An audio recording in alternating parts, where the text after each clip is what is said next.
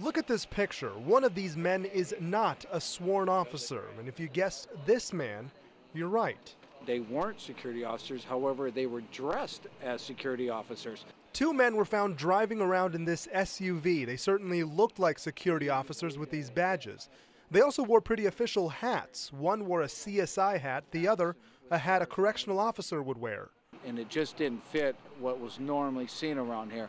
Police say the driver is a convicted sex offender. In the SUV, they found tons of kids' toys, hundreds of pills, and get this, women's underwear. Police say both men were under the influence of Vicodin. Now, why he and his companion were impersonating officers, no one knows, but we know how.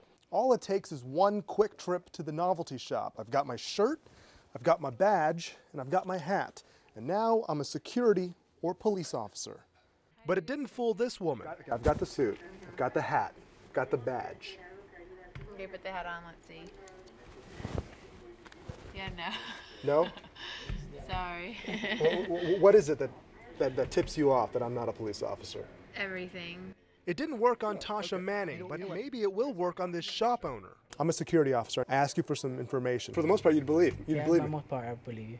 So I passed as a security officer, but not as a police officer. The two men arrested went even further. They placed a light on the top of their SUV, making them look more official.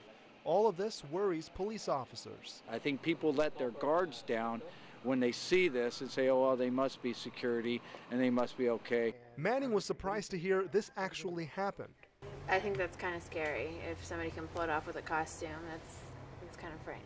The passenger has been cited and released. The driver, who's also a sex offender, faces several charges, including DUI and a couple of vehicle code violations. But you can bet their punishments aren't going to be fake. We're reporting here in Fresno. Joe Paniker, KC24, Central Valley's news station.